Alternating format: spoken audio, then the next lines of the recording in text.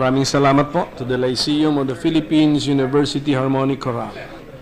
Secretary, please call the roll.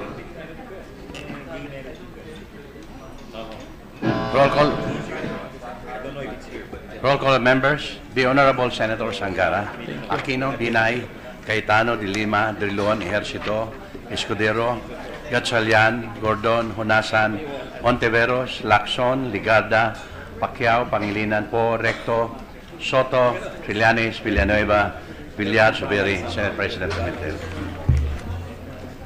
The Chief President. With 21 senators present, the chair declares the presence of a quorum. Mr. President, Majority Leader. Mr. President, I move that we dispense with the reading of the journals of the 41st session, Monday, November 28, 2016, and the 42nd session, Tuesday, November 29, 2016, and consider the same as approved. There is a motion to dispense with the reading of the journals of the 41st and 42nd sessions and consider this as approved. Any objection? Hearing none, the motion is approved. Thank you, Mr. President. We'd like to welcome some guests in the gallery. The Circle of Public Administration and Governance students from the Polytechnic University of the Philippines, Santa Mesa, Manila, Mr. President. Welcome to our guests. Mr. President, with the permission of the Chamber, instead of the reference of business right away, I move for the consideration for third reading of PS Resolution 241 under Committee Report number 11. Is there any objection to the motion? There being none, the motion is approved.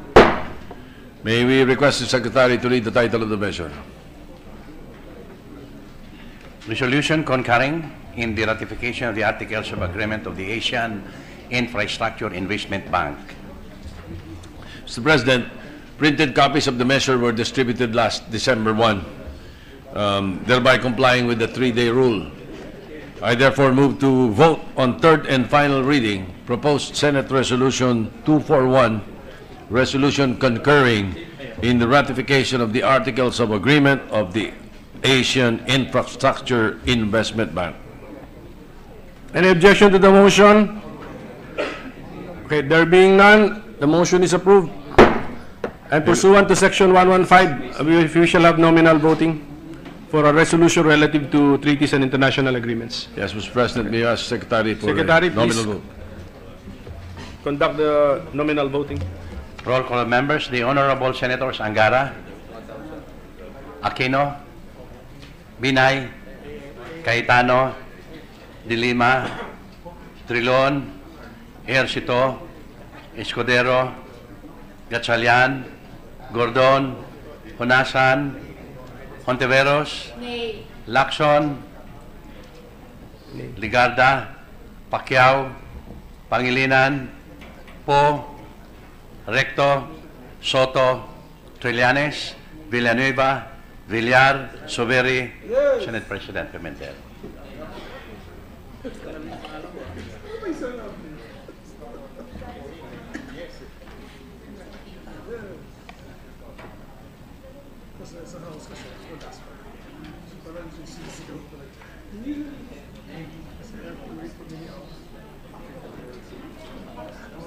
Can we get a clarification from Senator Subiri? Please, Secretariat is confused. What did you say? Yes. Yes, he said yes.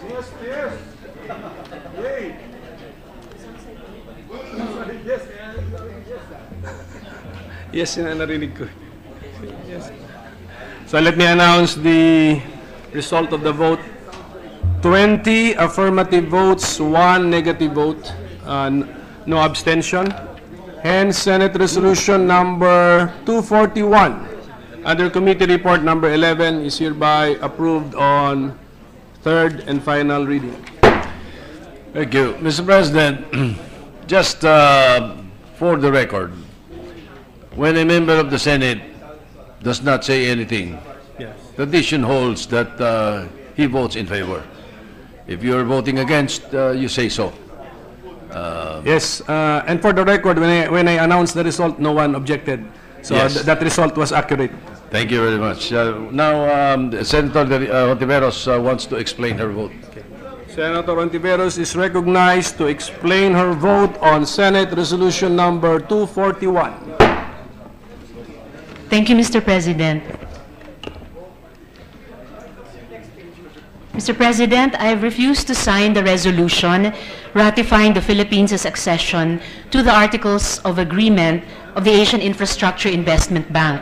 Excuse Senator Hontiveros. May we ask our colleagues to please, Madam, break up your meeting so that we can listen to the explanation of the vote of Senator Hontiveros. Sorry, Senator Ontiveros, but could please continue. Daghang salamat, Mr. President. I refuse to sign the resolution ratifying the Philippines' accession to the Articles of Agreement of the Asian Infrastructure Investment Bank. This is because, before becoming a member of another international financial institution, we should put our house in order by verifying whether the loan agreements our country has entered into with these institutions are in accordance with the principles on responsible sovereign lending and borrowing published by the United Nations Conference on Trade and Development. Among others, these principles make lenders responsible for making realistic assessments of the sovereign borrower's capacity to service a loan based on the best available information and following objective and agreed technical rules on due diligence and national accounts. Lenders are also made responsible for performing their own ex-ante investigation into and, when applicable, including its financial, operational, civil,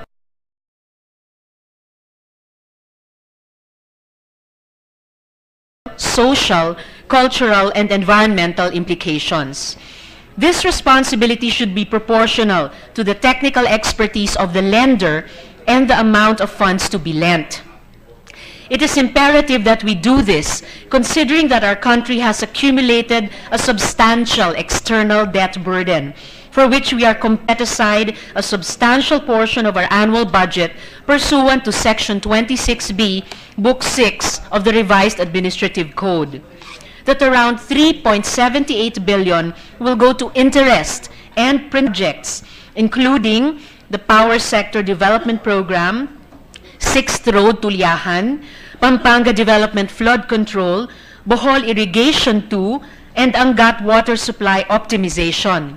Thus, before joining another international financial institution, I strongly urge that the Congressional Oversight Committee on Overseas Development Assistance conduct a debt audit to verify whether the loan agreements our country has. Pending the conduct of this audit, the payment of interest on questionable loan-funded projects should be held in abeyance. In addition, before contracting additional sovereign debt, we should ensure that adequate safeguards are in place to protect the Filipino people from irresponsible sovereign lending and borrowing. One of the most important ways this can be done is by finally repealing the provisions in our statutes requiring automatic appropriations for debt servicing. Thank you, Mr. President. Thank you too, Senator Ontiveros. Majority Leader? Majority Leader? What's the pleasure of Senator De Lima? Wishes to be recognized, Mr. President. Salamat po, Mr. President. Just for the record, I just would want to manifest that if I was on time at today's session, if only I made it on or before the start of today's session, I would have voted for the concurrence of this agreement.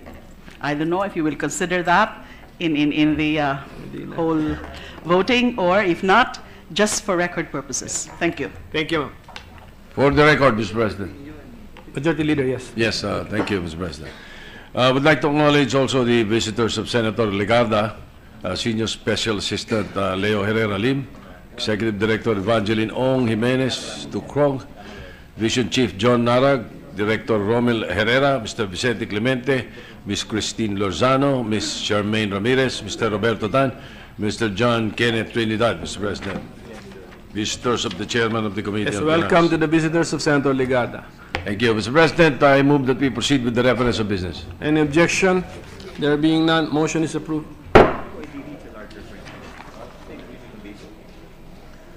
Message from the House of Representatives. Letter from the House of Representatives informing the Senate that on 28 November 2016, it designated Representatives Nograles, Fareñas, Zamora, Sandoval II, Coa, Ermita Buhain, Bundok, Umali, and Suarez as conferees to the Bicameral Conference Committee on the disagreeing votes of House Bill number 3408 entitled an act appropriating funds for the operation of the government of the Republic of the Philippines from January 1 to December 31, 2017, and for other purposes. Referred to the Committee on Rules. Bills on first reading. 1257, an act to protect Filipino pregnant and lactating mothers, infants, and young children during the first 1,000 days of life, and appropriating funds therefore, introduced by Senator Ligarda. To the Committees on Health and Demography, Women, Children, Family Relations and Gender Equality, and Finance. 1258, an act prohibiting the establishment of political dynasties by Senator Ligarda. To the Committee on Electoral Reforms and People's Participation. 1259, an act establishing a Philippine Space Development Policy and creating the Philippine Space Agency, defining its purpose, appropriating funds therefore, and for other purposes by Senator Ligarda. To the Committees on Science and Technology and Finance. 1260, an act removing the restrictions in the registration of land titles under Sections 118 and 119 of Commonwealth Act number 141 or the Public Land Act as amended on free patents issued under Section 44 thereof by Senator Richard Gordon. To the Committee on Justice and Human Rights. 1261, an act further amending Commonwealth Act number 146 or the Public Service Act as amended by Senator Richard Gordon. To the Committee on Public Services.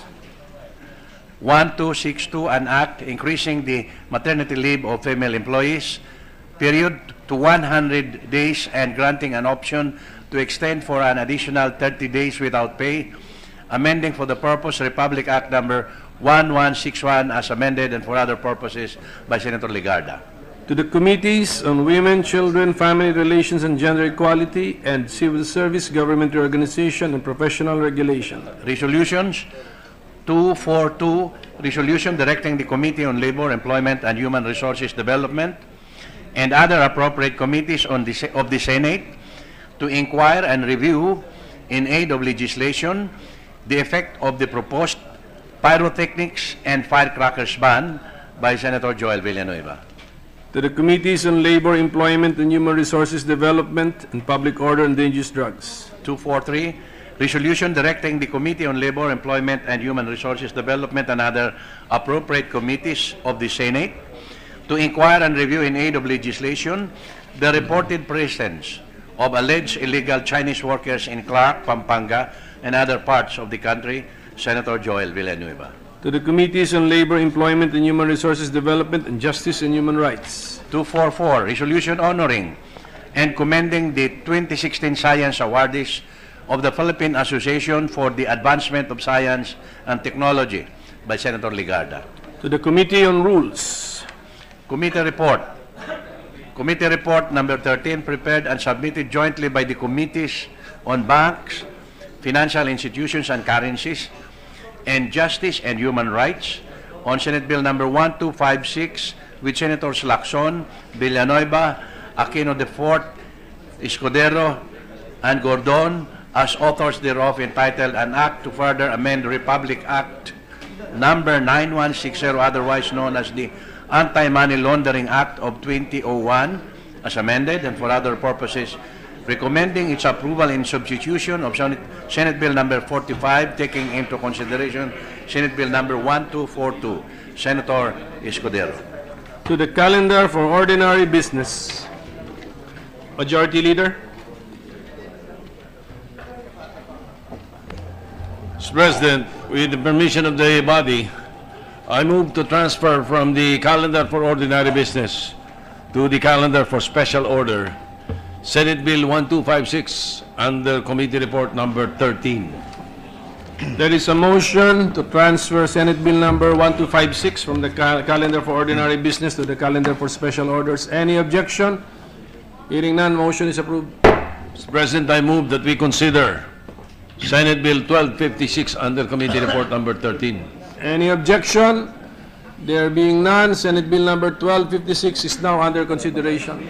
May we ask the Secretary to read the title of the measure? Secretary, please do so. An act to further amend Republic Act number 9160, otherwise known as the Anti-Money Laundering Act of 2001 as amended, and for other purposes. Mr. President, to sponsor the measure, may I ask that the chairman of the Committee on Banks, Financial Institutions, and Currencies, Senator Francis Chis Escudero, be recognized. Any objection? There being none, Senator Escudero is recognized to sponsor the measure. Thank you, Mr. President. Thank you, distinguished Majority Leader. Our colleagues, magandang hapon po sa ating lahat. As your chairperson of the Committee on Banks, Financial Institutions, and Currencies, I rise to sponsor Committee Report number 13, which recommends the approval of Senate Bill number 1256 entitled An Act to Further Amend Republic Act number 9160, otherwise known as the Anti-Money Laundering Act of 2001 as amended and for other purposes, which is a bill prepared by the committee in substitution of Senate Bill number 45 authored by Senator Lacson. This is the result, Mr. President, distinguished colleagues, of public hearings conducted jointly with the Committee on Justice and Human Rights on September 19, 2016, as well as on November 22, 2016. As a background, in 2012 and 2013, the NEWSTV5, the amendments to the AMLA under RA numbers 10167 and 10365, and the remedial measures taken to address the identified strategic deficiencies paved the way for the removal of the Philippines from the FATF's list and of the Philippines from the said list. However, was subject to the condition that the Asia-Pacific Group, or APG, on money laundering shall monitor the compliance of the Philippines with respect to the enactment of a law, including casino operators as covered persons under the AMLA as amended. As the Philippines failed to enact the Casino Bill by December 31, 2015, the APG on money laundering in its plenary meeting on September 5 to 8, 2016, decided to give the Philippines until June 2017 to pass the required remedial legislation. Failure to enact the required legislation, Mr. President, within the said period would compel the APG to refer the Philippines to the International Cooperation Review Group, or ICRG, of the FATF for monitoring, which means inclusion in the gray list of the FATF, which could eventually result in the blacklisting of the Philippines. Mr. President, your committee proposes the following amendments with the following salient features. Number 1, the inclusion of casino operators, junket operators, real estate agents, and brokers as covered persons under the AMLA pursuant to the FATF recommendation. Number 2, inclusion of dealers of high-value goods as covered persons under the AMLA, considering that the recent money laundering typologies have shown that high-value items or goods are used to launder proceeds of crimes.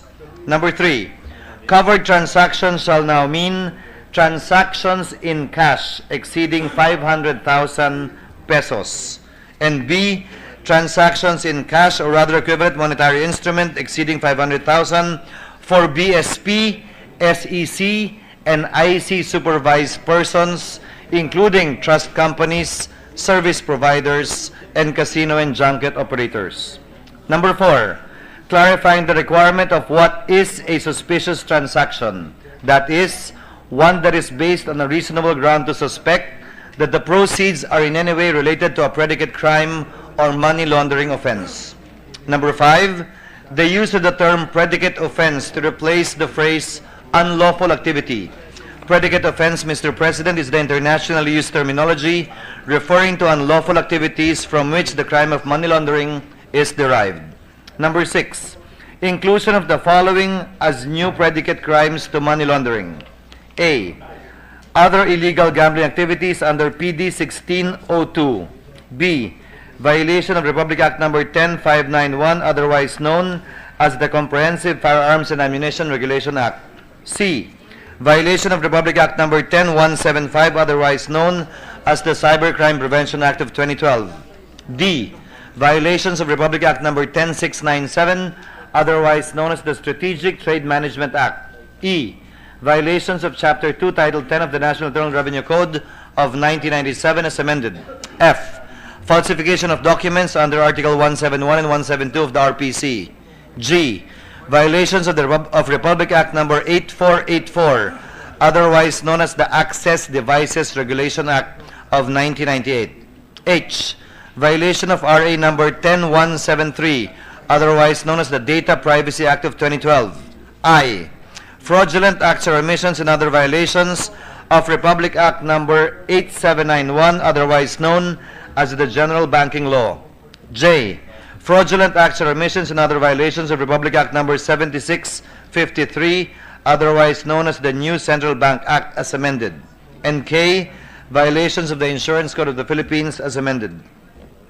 Mr. President, another salient feature would be granting the AMLAC the following powers and duties. A. To file directly before the Court of Appeals a petition for the issuance of a freeze order and application for bank inquiry. B. To issue a subpoena against any person to compel the production of information, documents, data, papers, etc., to give statements under oath. C. To require the submission of cross-border declaration on the physical transport of currency and bearer negotiable instruments. D. To freeze the proceeds of select predicate offenses for a period not exceeding 30 days. E.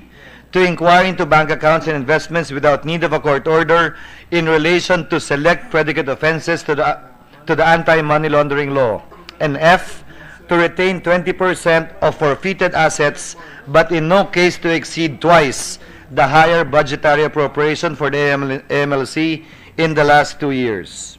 Number 8. Providing covered persons the authority to temporarily suspend transactions for up to 5 working days, pending verification thereof. Number 9. Clarifying the provisions on the imposition of administrative sanctions by regulatory offices. And number 10. Mandating cross-border declaration of currencies and bearer negotiable instruments under AMLA as amended. Mr. President, we would also like to take note that Senator Bamakino also filed Senate Bill number 1242, which was taken into consideration in your committee report number 13. I urge, Mr. President, our colleagues to go over the proposed measure so that we can have a healthy debate in order to improve on the measure as proposed by your committee on banks. I submit, Mr. President. To the other senators to study the proposed measure, I move to suspend consideration of Senate Bill 1256 under committee report number 13. Any objection? There being none, motion is approved. Yes, Mr. President, earlier we voted Senate Resolution 241, the ratification of the AIIB. The minority leader wishes to insert into records his explanation of his vote. The manifestation is noted. Thank you, Mr. President. The Committee on Rules, as early as last week, scheduled a public hearing for purposes of discussing the letter of Assistant Ombudsman Jennifer Hardin Manalili addressed to the Senate President Pimentel, which pertains to the Office of the Ombudsman's decision in OMB CA 150298, which was referred to the Committee on Rules last November 14, 2016, for the committee's appropriate action. During the plenary, this representation made a parliamentary inquiry on how the August Chamber will interpret Section 21 of Republic Act number 6770, or the Ombudsman Act, in relation with the dismissal order of the Ombudsman, which reads, officials subject to disciplinary authority, exceptions. The Office of the Ombudsman shall have disciplinary authority over all elective and appointed officials of the government and its subdivisions, instrumentalities, and agencies, including members of the cabinet, local government, government-owned or controlled corporations, and their subsidiaries, except over officials who may be removed over members of Congress and the judiciary. The provision is actually consistent with Article 6, Section 16 of the Constitution, which empowers the respective Chamber of Congress to discipline its own members. And as mentioned by Senator Franklin Relon, the Senate President Pro Tem, there are also a number who recognize the lack of authority of the Ombudsman over members of Congress.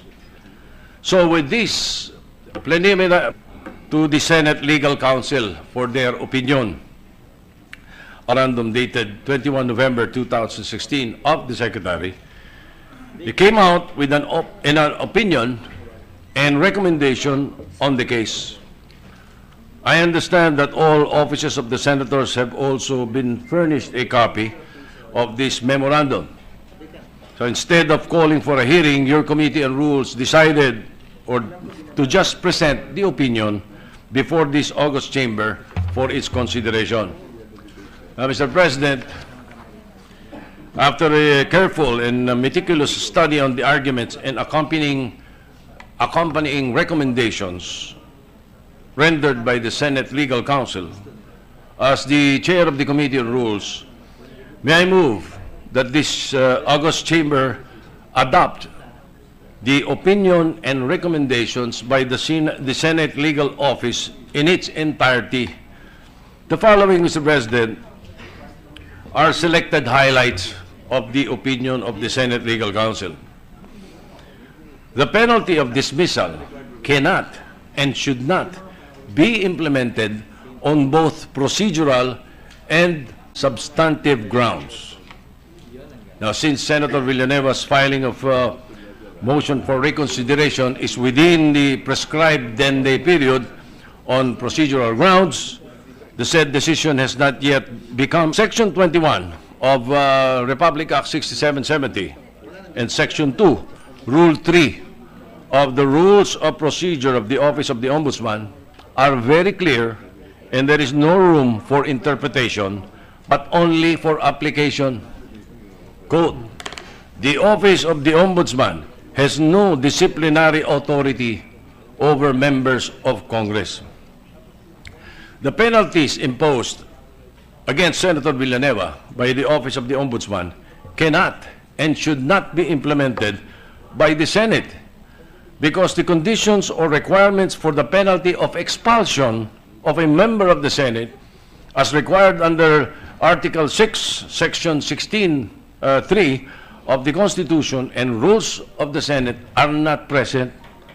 Section 97 of the Rules of the Senate provides, upon the recommendation of the Committee on Ethics and Privileges, the Senate may punish any member for disorderly behavior and, with the concurrence of 2/3 of the entire membership, suspend or expel a member. A penalty of suspension shall not exceed 60 calendar days. Now, Mr. President, can the Office of the Ombudsman compel the Senate and/or the Senate President to implement the penalties imposed upon Senator Villanueva?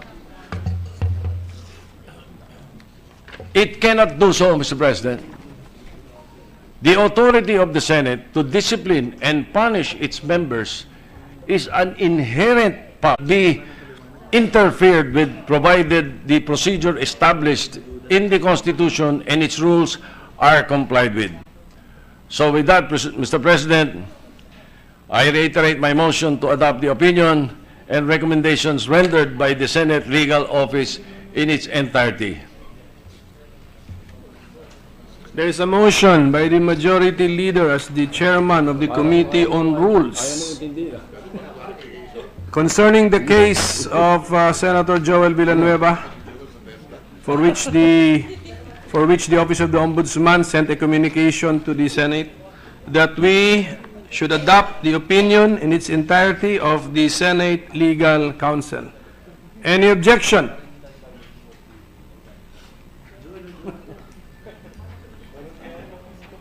There being none, the motion is approved. Thank you, Mr. President. I move that we proceed with the additional reference of business. I'm sorry. Before that, I move for a suspension, Mr. President. Session is suspended. Birthday yata eh. Meet natin birthday.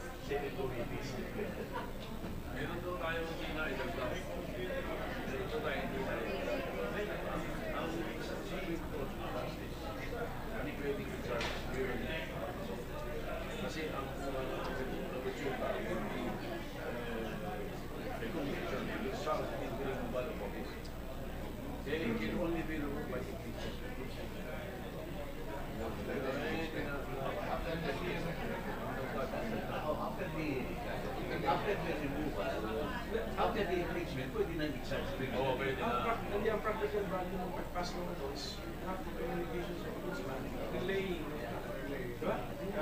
The resolution.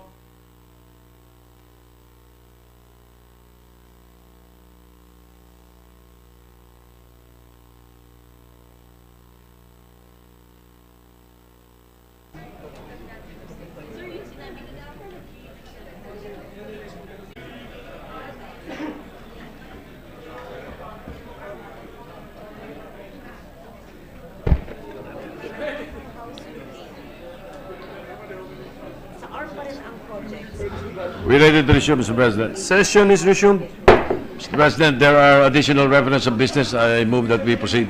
Motion there being none, motion is approved. Secretary, please. Additional reference of business. Bills on first reading. 1263, an act mandating the automatic release of inmates, prisoners, and/or detainees as a consequence of period in custody or time served that is equal to or more than the possible maximum imprisonment prescribed for the offense charged, prescribing penalties therefore and for other purposes, by Senator Maria Lourdes Nancy Binay.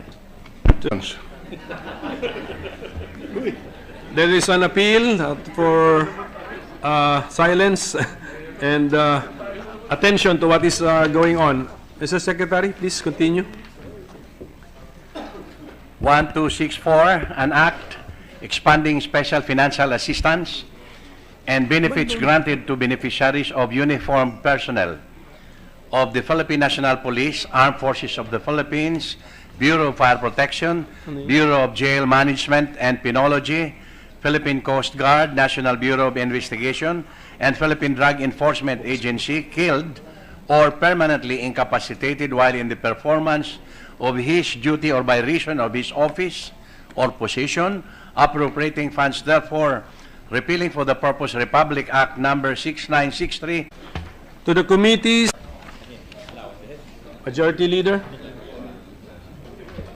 Mr. President, I move that we adjourn the session until 3 o'clock in the afternoon of Tuesday, December 6, 2016. Any objection? There being none, session is adjourned until 3 o'clock in the afternoon of Tuesday, December 6, 2016.